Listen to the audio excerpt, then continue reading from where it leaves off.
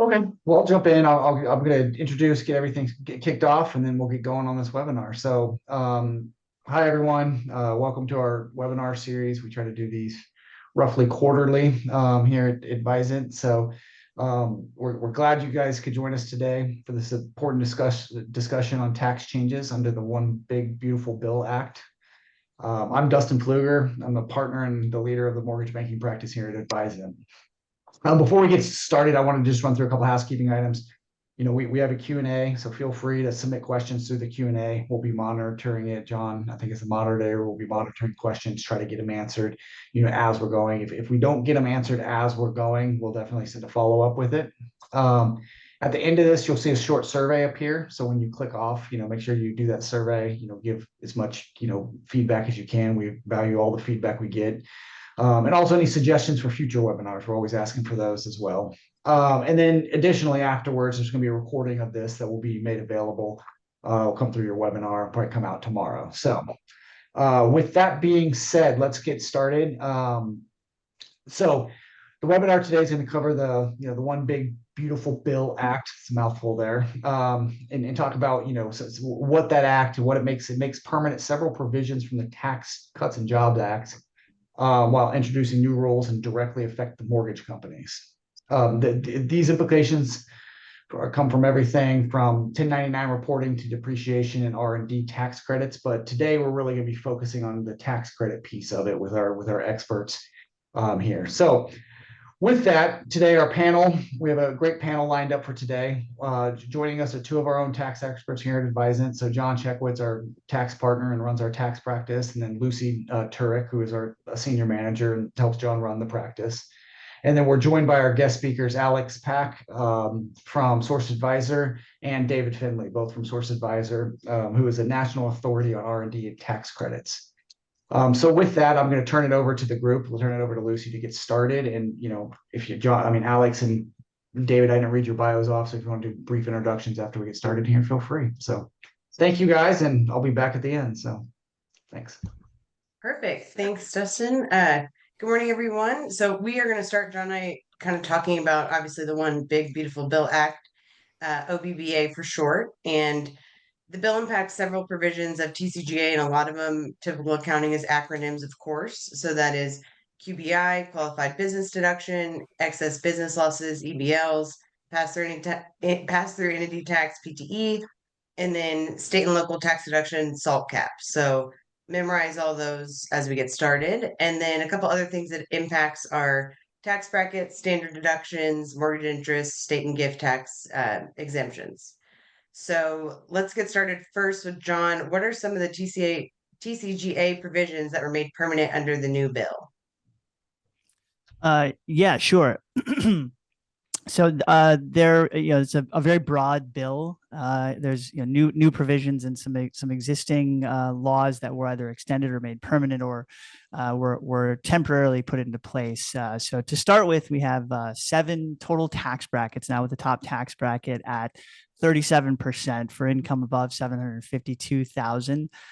We have the higher standard deduction, which was made permanent. That was part of the Tax Cuts and Jobs Act of 2017, now made permanent, and the abolishment of the personal exemption. We have the SALT cap, as you mentioned, the state and local tax deduction, which is a temporary provision. It's good for 5 years, so 2025 through 2029. We have the qualified business income deduction, which is the 20% deduction on pass-through business income. And that's been expanded under the One Big Beautiful Bill Act. It's easier to qualify now. The pass-through entity tax election, that regime that allows you to elect to pay tax at the entity level, was also made permanent. Ultimately, it was just really not repealed. This is really a state tax issue that the IRS made comments a few years back saying they wouldn't challenge this if you took the deduction, but that there was talk that this was going to be abolished under this legislation, but it did ultimately not end up getting abolished. And deductible mortgage interest was also capped permanently. 461 excess business losses and net operating loss provisions, which are provisions that limit the ability to take deductions from losses. Those were made permanent. And then finally, the estate and gift tax exemption was made permanent. So as far as when we talk about some of the permanent changes, such as like the new tax brackets, granted, if legislation were to change or somebody else were to come into office, these things could change. But assuming everything that has been set in place now, what are some planning opportunities that the new tax brackets could allow? Yeah, I mean, I think not really much has changed in that in terms of the opportunities. I think that there's still a lot of opportunity around the tax brackets, and that's because they're progressive tax brackets. So the lower the income, the lower the tax rate. So as a pass-through business owner, you can exercise control over income deferrals or accelerating deductions to plan over multiple years to be able to minimize your tax liability by absorbing as much of the lower brackets as possible. And in terms of the what the One Big Beautiful Bill Act changed, it made them permanent, so it just added a bit of predictability for tax professionals and taxpayers.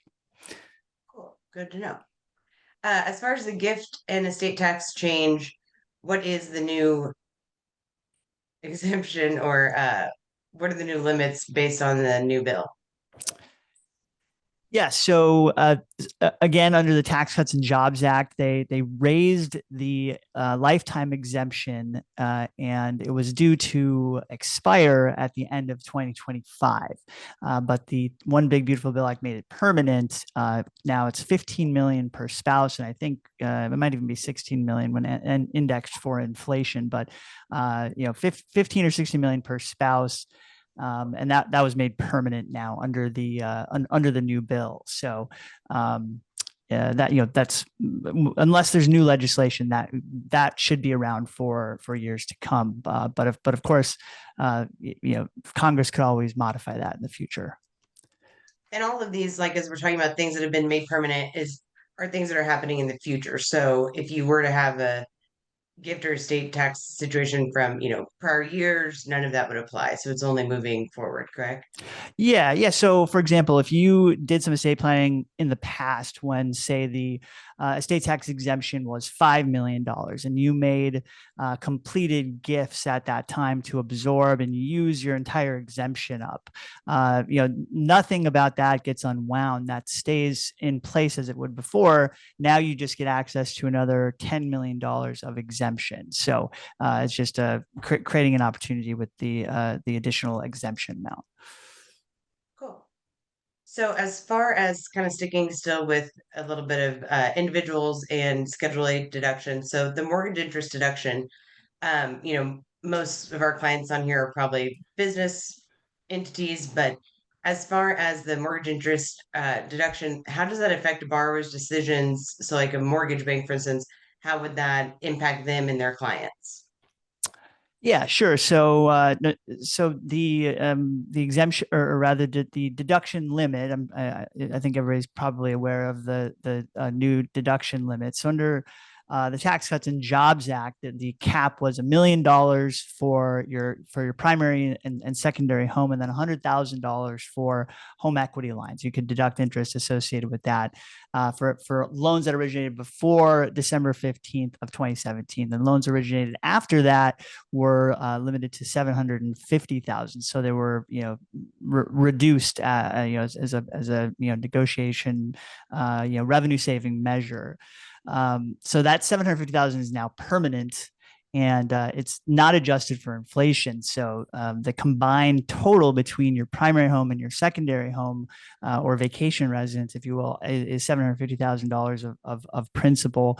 You can also include home equity or other similar types of loans, but only if they were used to buy, build, or improve the property. So if you took out a loan to pay off credit cards or took out a loan to buy a boat, that would not be deductible on Schedule A. That's essentially what the new legislation did. It essentially made permanent what was already in place under the Tax Cuts and Jobs Act. And if you were to refi a loan that was 750 this year, would that then apply? The new rules would apply to that loan even though you had the original purchase previously?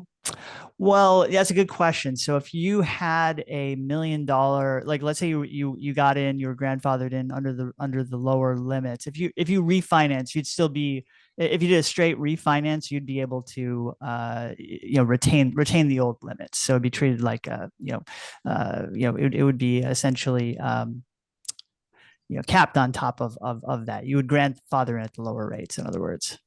Okay, cool.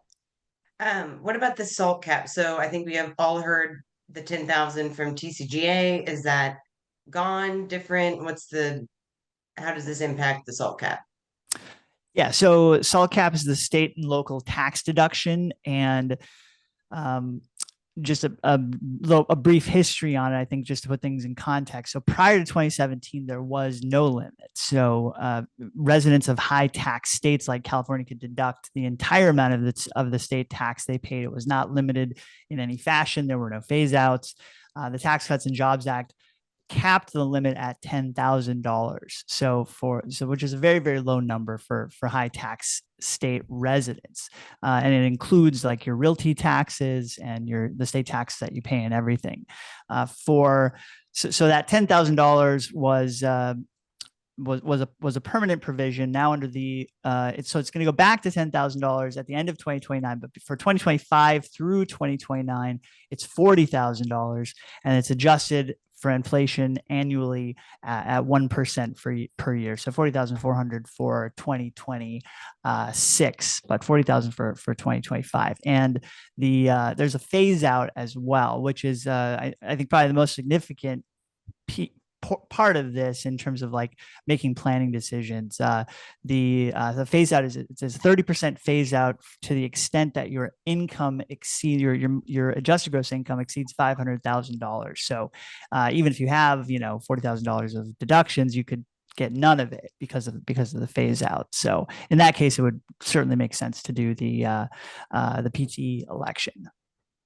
And is the 500,000 joint, married filing jointly? Yes, yeah, good question. So all the numbers that I'm using are joint, just to keep things simple. Yeah, there's single, married filing separate numbers, but I'm just using joint because I think most of our clients are, married filing joint tax returns. Makes sense. So as far as the sticking kind of, we were talking about Schedule A and things like mortgage interest deduction, salt cap, all estate and gift, it's kind of more at the individual level. If we kind of switch gears to go towards business and how this, OBBBA, so hard to say, how that affects businesses. So as far as the salt deduction goes, kind of what you mentioned a moment ago, how does that relate to wanting to do the pass-through entity tax election? So where does this really impact entities, not just individuals?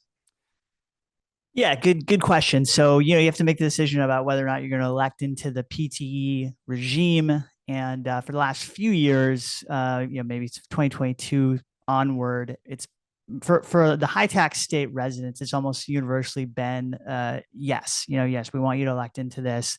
Even though there are some downsides, you have to pay the tax more, sooner, more upfront, but it almost always made sense to do it because the deduction was worth doing that. With the $40,000 salt cap, the raised salt cap, it's not quite as obvious to make that election. There might be some circumstances where it would make sense not to do it. But for instance, let's say you had $500,000 worth of income and you didn't want to have to elect and pay 50% of the tax in June, as you have to do in California when you elect in. In that instance, it would make sense to just stick with the default salt treatment. But under any other circumstance, I think it almost, in most instances, makes sense. And again, if you're above $500,000 of income, there's a good chance you're going to phase out of the SALT deduction anyway. So I would say, in most circumstances, the choice comes down to timing. How soon do you want to have to pay the tax? Do you want to have to elect in? But in many cases, it's unclear whether or not you should. So I think that just emphasizes the importance of doing mid-year planning, knowing what your income is mid-year, so you can decide, make that decision. Because if you have to make the decision in June, you're going to have to guess about the rest of the year. So you want to get as close as you can earlier in the year if you can with your numbers. For sure. And so same thing kind of with the qualified business income deduction. Obviously, the word business income means that you have profit. So how would you weigh the decision between wanting to take the PTET, which would obviously be a deduction, or wanting to maintain income to be able to take the qualified business income deduction? Like how do those two play together? Yeah, I think they do have somewhat of an effect on one another, and obviously, if you're taking the pass through any tax deduction at the it's a federal deduction, you are in fact reducing your QBI, so you're getting a lower deduction than you otherwise would. But I would. I think in most instances, there might be circumstances where it'd be otherwise, but I would make the decision about the PT first.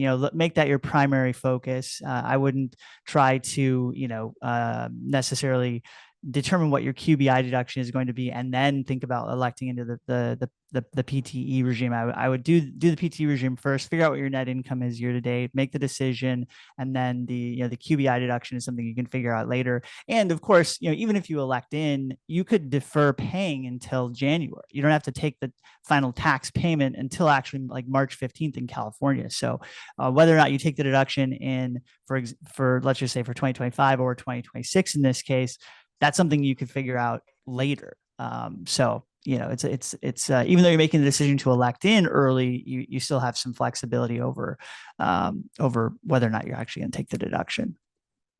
If I were to elect in and then turns out like what we were saying is you're talking earlier about planning and turns out at the end of the year, for some reason it's not beneficial, or maybe in that state I didn't actually have the income I was expecting. If I were to have elected in and made a payment, could I file my return and say, never mind, I don't want to elect in and get that money refunded? You can't revoke the election. The Okay. Once you make the election, it is irrevocable.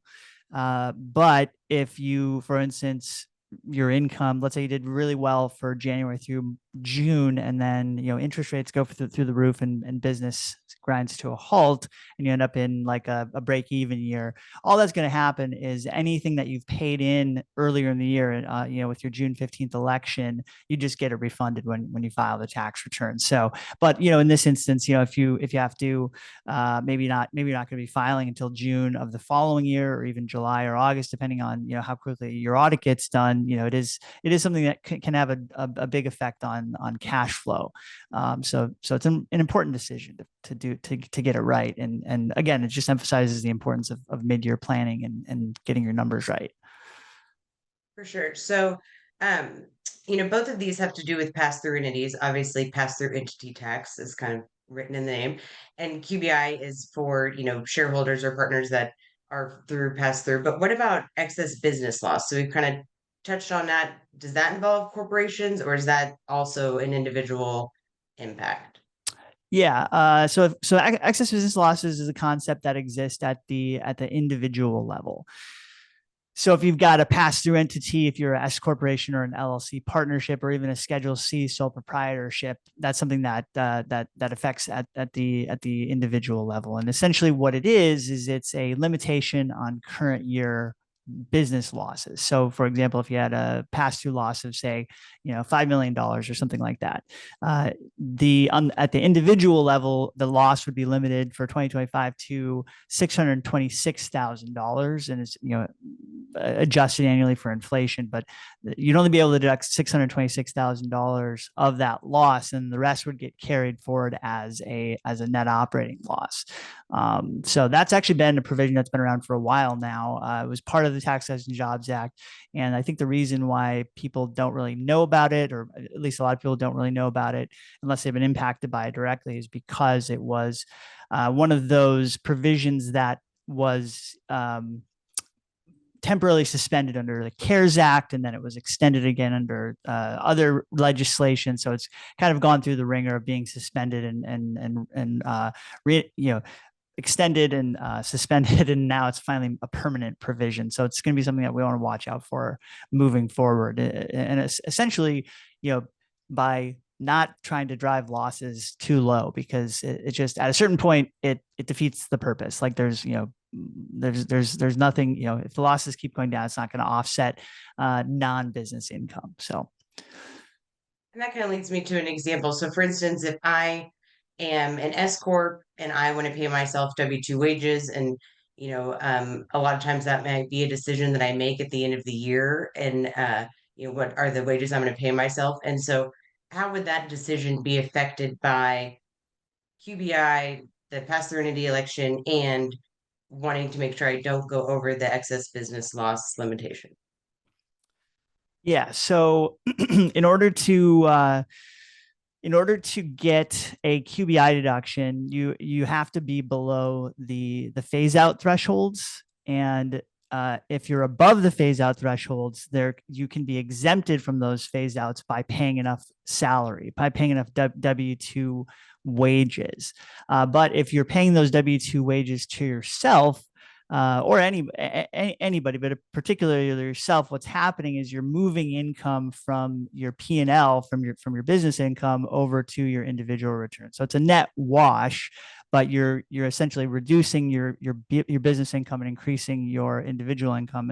But it's a net wash. Now, if you were already in a loss situation, or for instance, if you didn't didn't plan properly, and you thought you were going to have income, but you didn't, and you paid yourself a really large salary, but all it really did is took you more negative, that could put you in a really tough position of having a loss that's limited, but still having wages on your individual return that you end up having to pay, and they're not going to net against the loss because of the 461L excess business loss rule. So you find yourself in in an unfortunate situation there. So I think, again, just highlights the importance of appropriate pre-planning, and knowing how to treat the various sorts of revenue accruals that you see on mortgage banks. That if you're looking at book income alone, that's not the right measure, obviously. I mean, there can be wild swings in some cases, particularly in years of expansion or contraction, that will create a significant difference between the business income, the book basis income, and the tax basis income. So We live in that world. We know all about that. Okay, so moving on to way more exciting, I'm just kidding, things, but actually something that, any of the C Corps that have drowned us out and said, like, none of this applies to me. Uh, we can talk about bonus depreciation. So I feel like obviously there is a bunch of changes to that. And we know that qualifying property used to be 100% deductible under TCJA 22, then it became 80%, 60%, and now this year it's 40%.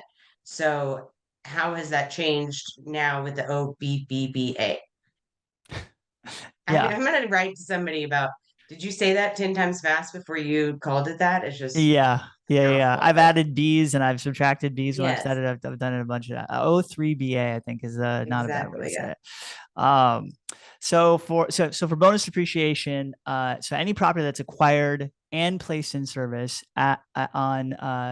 or after January 19th, 2025 is eligible for 100% bonus depreciation. So if it was acquired before that, it's 40% for tax year 2025. And the important thing is that it must have been both acquired and put into service. So if you've acquired it in a prior year and put it into service this year, it's still subject to the earlier rules. But anything after that is eligible for 100% bonus depreciation. And in terms of what qualifies, it's anything that has a useful life of 20 years or less. So that would include things like non-residential QIP, qualified improvement property, which is more specific, like tenant improvements on a commercial space or things like that. So it's very, very broad, and it's, I think, easier to explain what's excluded than what's included. And the things that would be excluded would be like the building itself, the structural part of the building, the land, and major infrastructural changes. So some types of those are excluded, but it's very, very broad. And it is the sort of default tax treatment, and you get it by default by just by putting something into service and acquiring it after that date. So this could apply to anything from like computers to desks to, you know, new software in my office. Yeah, yep, that's right. Yep. Any tangible property, also intangible property like software, certain types of software. If you acquire it, it can be eligible. There's normally it was a, normally that's 3-year property, but it is also eligible for bonus depreciation. Cool. And kind of going back to a little bit what we mentioned earlier. So are there times when I would want to elect out of the bonus? So like that obviously sounds exciting and 100%, but when would there be a time where that may not be the best decision to make? Yeah. So drawing back on the example that we talked about earlier, when you have big losses already and you don't want to take those losses anymore negative because they're going to be limited and they're not going to help you. And then what you're going to end up with is a net operating loss that's just going to take you. It's going to be limited when you in the following year. So in that instance, you might want to elect out of bonus depreciation, and when you do that, you can elect into any of the traditional depreciation methods. Like you can do straight line method, you can do makers or acres, or any of those are appropriate methods that you can choose. But once you choose them, you are locked into them. And I think the important thing to emphasize though about electing out of bonus is that you elect on an asset class basis, not on an asset by asset basis. So if you have a lot of, for example, 7-year property would be like furniture. If you elect out of bonus, you're electing out of all that 7-year property. So you can use the bonus in conjunction with Section 179 as well. So 179, you can actually pick and choose and elect into 179 on an asset by asset basis. So for example, you could say, let's say you have losses already, you don't want to take the losses, you don't want to go more negative, but you also don't want to have a really long recovery period, like a 7-year recovery period. Well, you could elect out of that class, say 7-year property, and then take Section 179 on specific assets within that class that you want to be deductible as soon as there's income to be able to offset those deductions. One of the other important things about 179 is that it can't take you more negative. So if you're already in a loss situation and you have Section 179 deductions, they're just going to essentially be carried forward. But the important thing is that they're better than net operating losses because they're not limited. So the net operating loss, if you were to go more negative and carry that forward into next year, you would still be limited by 80% of your taxable income. But if you had a 179 deduction that you carried forward into next year, you could take all of it. So it's a lot of moving pieces and ways to strategize here to get the best result.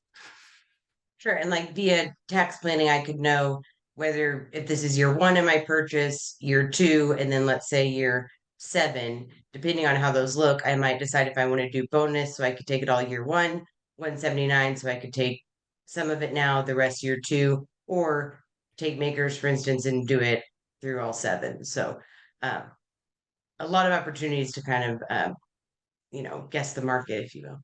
Sure. Yeah. So let's go through an example. So for instance, I am an independent mortgage bank and I purchased technology, other assets for $3 million. We did kind of talk about this, but just like in maybe example of that number, how would I optimize between the bonus and the 179? And is there a limit? Like, why is that $3 million kind of a key example? Sure. Yeah. So yeah, $3 million as an example is a good number because under the new legislation, Section 179 limits were raised to $4 million. They were previously $2.5 million, so now they're $4 million. So if you have new acquisitions of $3 million, you could do all 179 on that if you wanted. So you could either stick with bonus or you could do all 179. You have full flexibility there. So depending on whether or not you have income from other sources or whether you're in a loss here, would dictate what you'd want to do in that situation. But the goal again would be to avoid making too big of a loss if possible, and to avoid excess business losses and having to be limited by net operating losses.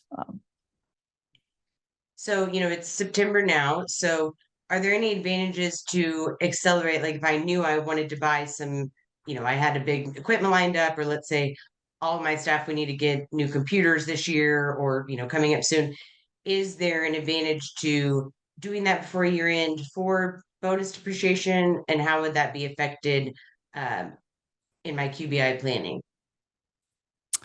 Yeah, absolutely. I mean, I think definitely, but I don't know that I would try to necessarily forget about like the business implications of things. I mean, I would always put those first. But if you're going to buy them anyway, and you can do them at the end of the year, then yes, I think it would make sense to do that. It's going to be after January 19th of this year, so they'll be bonus eligible. But again, you want to, you could make the acquisitions now, for example, and you can make the decision, next year when we're doing the tax returns, make the decision after the fact about whether or not you wanted to, stick with bonus, take the 100% deduction, or elect out, or select 179 for individual assets. You can kind of gives you some maneuverability after the fact to kind of find that sweet spot of income for you, even after the end of the year. That's a good point. So as far as this decision versus the PTE, you can actually decide after it's happened versus the PTE, you're having to make that decision prior. So That's a great kind of point. Yeah, works in both ways. So definitely. let's see. What about 163J? Could we touch briefly on that? Sure. Yeah. So 163J is, I think that was Tax Cuts and Jobs Act as well. I want to say that it was, but what it is it's essentially a limit of deductible interest expense. So if you have a lot of interest expense, it's going to be limited to 30% of EBITDA, earnings before interest, taxes, depreciation, and amortization. So it's going to limit your deductible interest. Now, what the OBBBA did was it changed the restriction from EBIT to EBITDA. EBIT is usually EBITDA is usually a larger number. So if you're thinking 30% of a larger number is better than 30% of a smaller number in terms of how it's going to limit your deductibility of interest. But it's almost irrelevant, I think, a lot of times for mortgage banks, because you get to net your business interest income and your business interest expense. So for mortgage banks who are paying, who have borrower income that they're collecting while they have loans held for sale, where the loans are sitting on their balance sheet, they're going to have a lot of interest income, which is business interest income, which will offset that. So rarely are mortgage banks affected by this, but it is worth mentioning just that happened, and that did change things a little bit. And there are some circumstances where mortgage banks are affected by this, but they're pretty rare. Plus, it let us go over another acronym. So it's like we just got to throw out, two more. Right.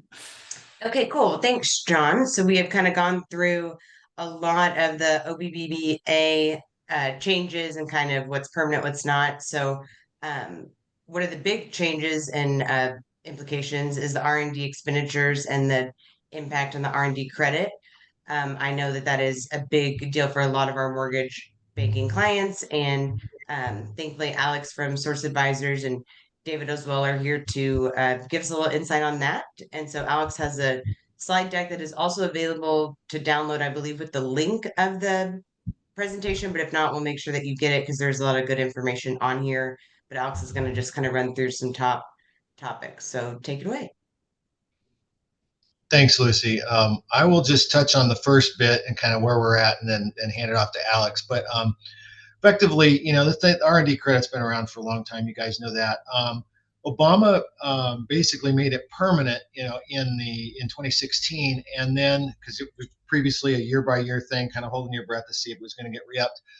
So he made it permanent, and then Trump the next year promptly stepped on it and used it as the means to fund some of the things he wanted to do tax reduction-wise. And the way he did that was basically put the little bit of a ticking time bomb until that in 2022 you would no longer be able to currently expense all your R&D costs, but you had to capitalize them and amortize them over 5 years, 15 if it was foreign expenditures. That's purely a timing play, but most taxpayers found it unpalatable to kind of cope with as far as the short-term tax hit that would turn on itself. And so most taxpayers kind of threw up their hands and said, I don't do R&D anymore. Whether or not they did or didn't, they stopped taking credits or just decided not to take credits. And we're waiting to see if it would get fixed. And ultimately, Trump fixed what he caused. And in July of this year, the big beautiful bill allows current expensing once again for everybody beginning in 25 and for small taxpayers going back to 2022. We'll talk about that more because there's quite a lot of opportunity that relates to that. But with that said, that's kind of where we're at right now. And I'm going to turn it over to Alex to kind of talk about opportunities and planning. All right, so usually the first question that gets asked when we kind of step into the room is, hey, what kind of stuff do I need to be doing in order to qualify for the R&D tax credit? What you're seeing and what you'll be able to take away inside the presentation is kind of the big ticket items that we find we're qualifying over and over again for mortgage banking clients of all sizes. Some of the big ticket items that we see repeated in every single study might be the development or, more importantly, the improvement of loan origination systems. That's with custom functionality, and tied very closely with that and kind of the direction where technology is going is the development of those connections with outside platforms to bring in or leverage more functionality within your own environment. So the work that you're doing in development of custom APIs or connectors to kind of facilitate that, we find that a lot of companies do highly proprietary and custom work in that field, mainly because there's so much fragmentation across the industry, meaning there's a lot of different software options. Every single one has its pros and cons. Everybody decides to go with one or the other because of pros and cons for different features and different capabilities that they would all bring to a unified environment. And because everybody has to make those decisions on their own, that creates an environment where every company is kind of having to or being forced to make those investments on a continuous iterative basis. That also includes any type of internal use software that you guys might be analyzing too. Of course, there's much more granular evaluation of whether or not that piece of internal use software would qualify. But that is kind of why you lean on consultative firms like ourselves that can get in there and kind of make the argument for qualification. In addition to all of that, we've seen a lot of front-end UI, UX development kind of really hitting the research and development landscape in the last 4 or 5 years because everyone's trying to make an easier to use, easier to kind of get through user experience. So a lot of our clients also have client-facing portals that they're now developing from the ground up and managing on a go-forward basis to ensure that, you know, their experience is really unique. And that in itself is an investment that the government wants to encourage. Now, aside from all of the development specific items on this list, the other thing to keep in mind is when we're testing and validating new or modified pieces of the software, which in our experience happens on a continuous basis, little bite-sized pieces at a time, even that validation effort is going to qualify for the credit. Because of that validation, you get feedback. Because of that feedback, new development tickets get created, and that kind of illustrates the complete development cycle when it comes to software in the mortgage banking industry. Do you have anything else you want to add, David?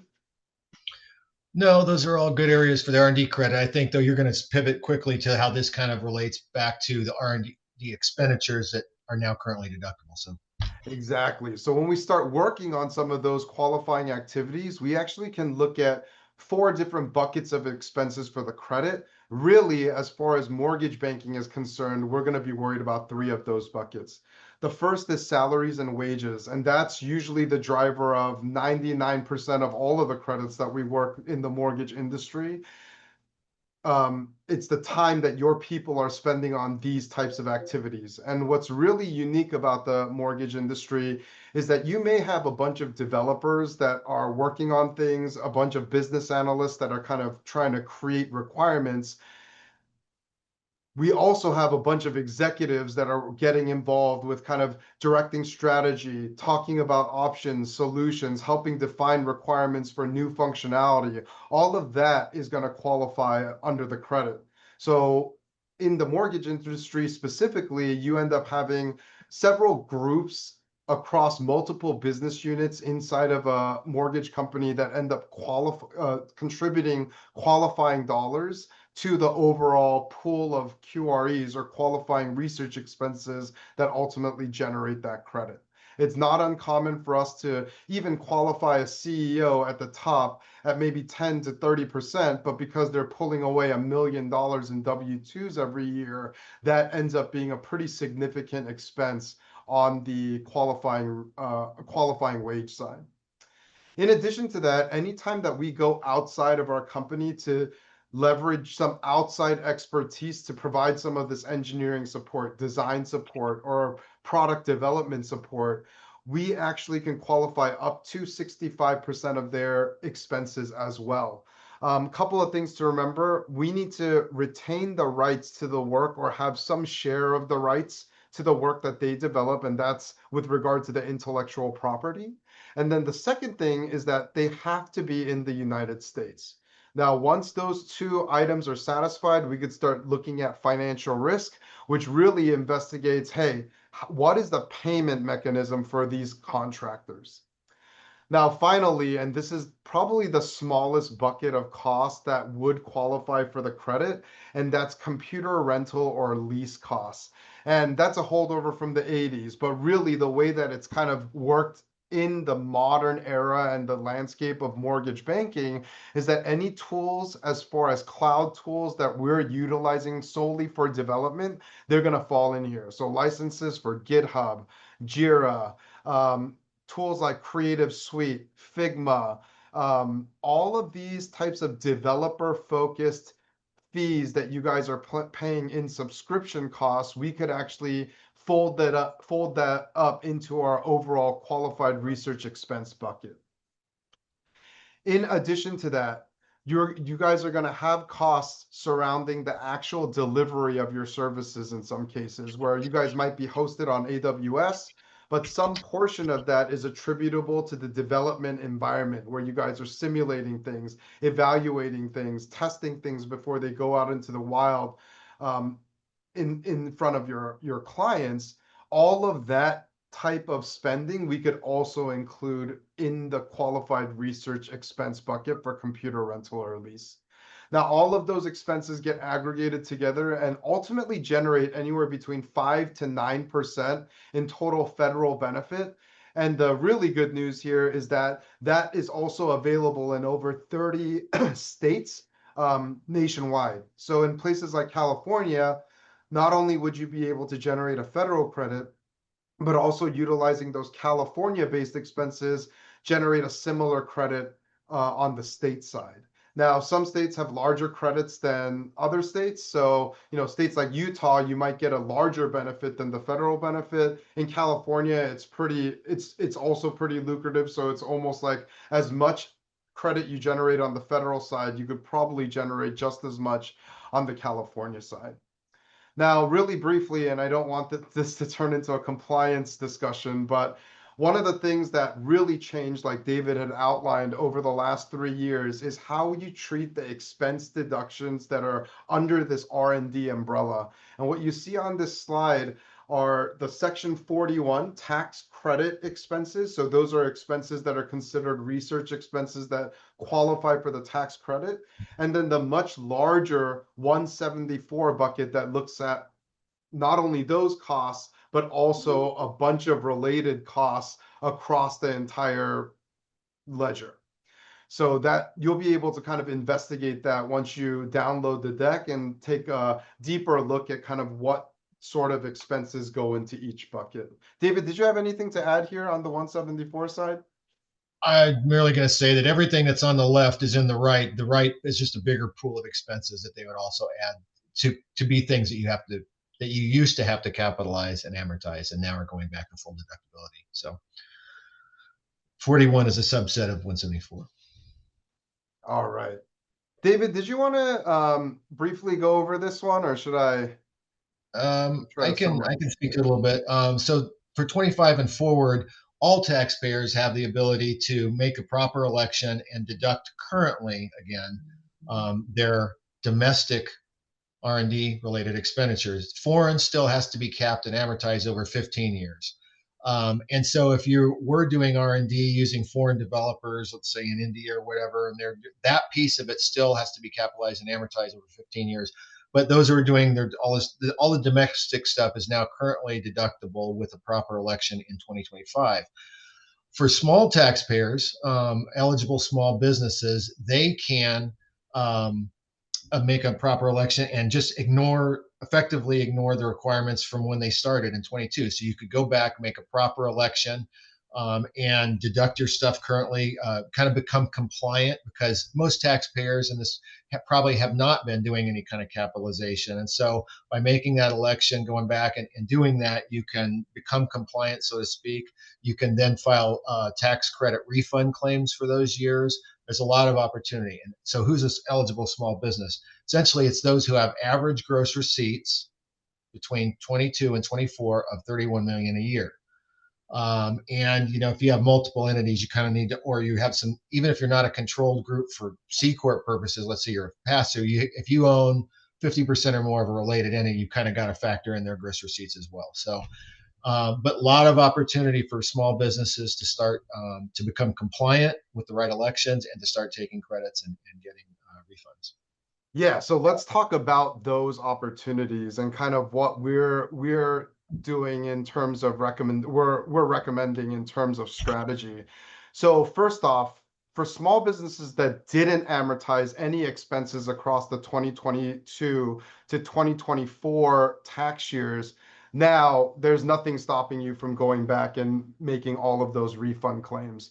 What's really great is that you've already deducted those, probably as those expenses surrounding the qualifying activity that would have gone into 174 at somewhere along the line in COGS or salaries and wages, and all of those deductions would still be alive. All you would have to do is go back and either claim the credit for refunds and then make a paper statement election that basically says, hey, this is the treatment that we're taking, in order to kind of get all of that benefit for those back years.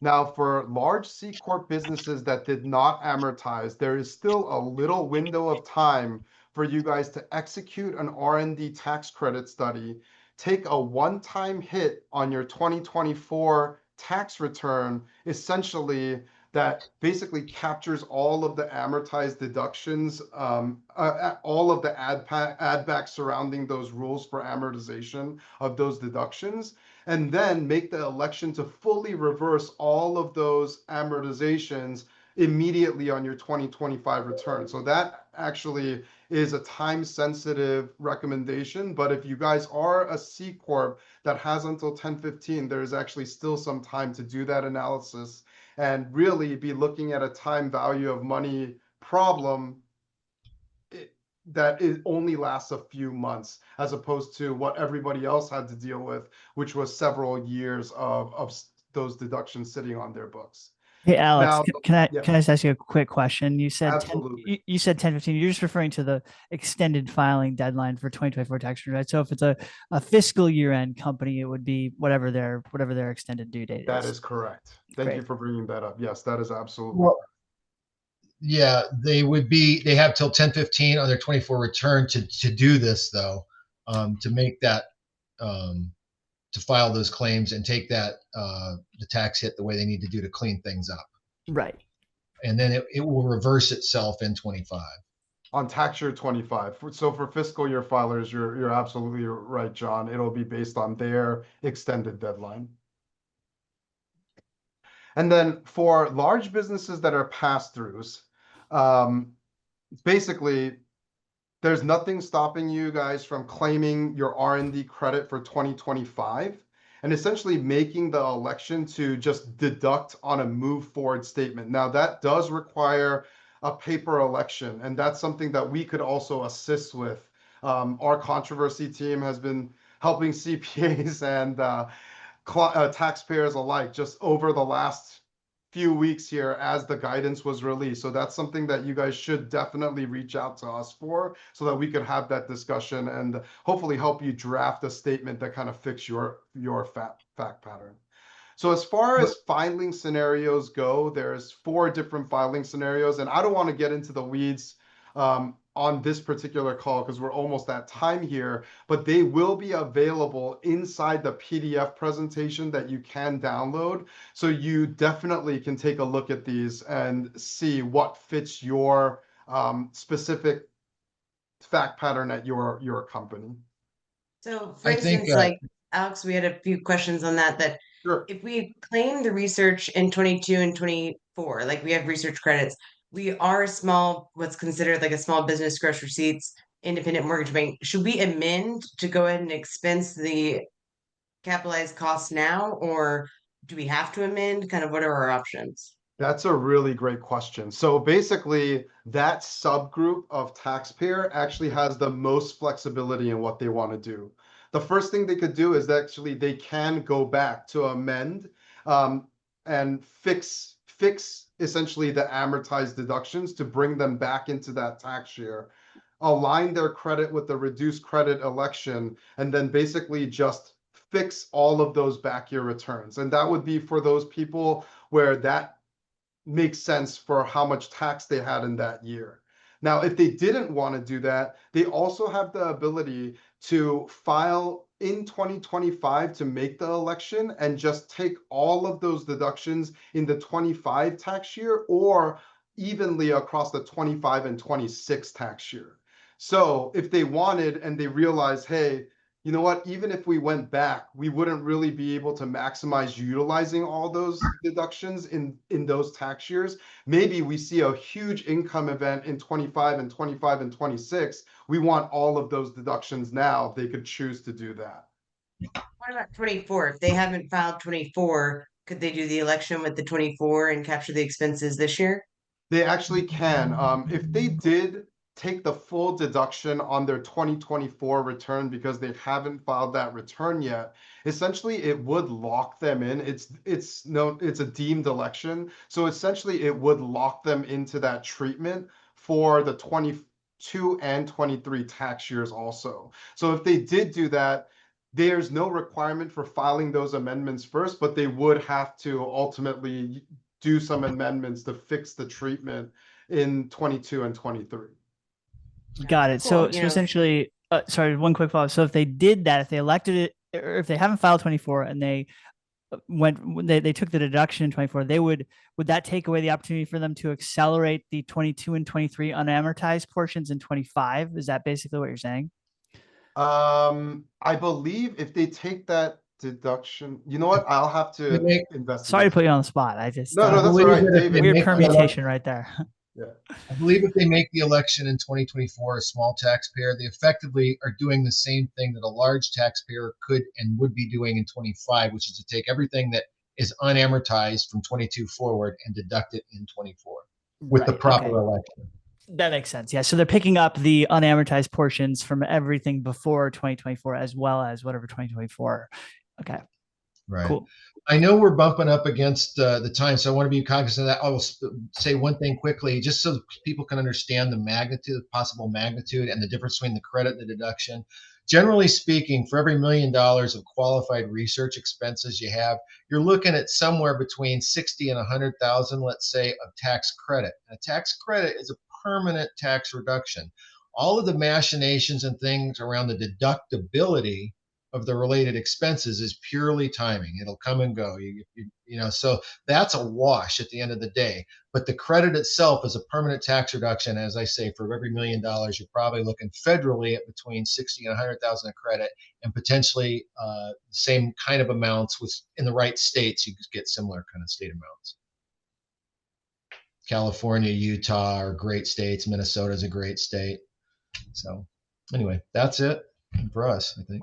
Well, thanks, guys. And like we said, you can download their presentation because I know there's a bunch of details in there, and I think we could probably have a 4-hour webinar just about that. So I think one of the last things, yeah, that'll be next week.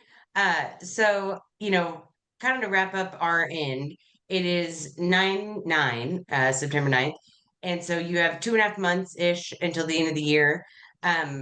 John, if I'm an independent mortgage bank, what am I looking at to change in the next 2.5 months? Kind of what can I do at the end of 24 based on this whole OBBA situation? Yeah, so I think most of the normal tax planning things that you think about, you want to get your year-to-date income analysis in as soon as possible, or sometimes it actually makes sense to wait a little bit. So if you have a meeting in November, you get all the activity through October, and then you have year-to-date financial statements that you can look at, and you can use that to extrapolate out the rest of the year and make decisions when it comes to tax planning. But the things people should be thinking about again are the bonus depreciation, whether or not they want to think about electing out of that. If they want to elect into 179, think about the NOL limitations, the excess business loss limitations, whether or not they need to make a pass-through entity tax deduction payment that's going to create a deduction before the end of the year. Whether they're going to be accelerating other expenses, and then of course R&D expenditures as well. So all of that is kind of applicable to pass-throughs. And the things that would be applicable to only applicable to C Corp, or not only applicable to C Corps, but just applicable to C Corps, would be essentially all the things we just talked about, except for the pass-through entity tax, the QBI, and the excess business loss. So things like whether or not you're going to take bonus 179, acceleration of year-end expenses, but the same general principles would apply. Let's get that year-to-date income in and get some good numbers to work with. I think that's probably the most important part.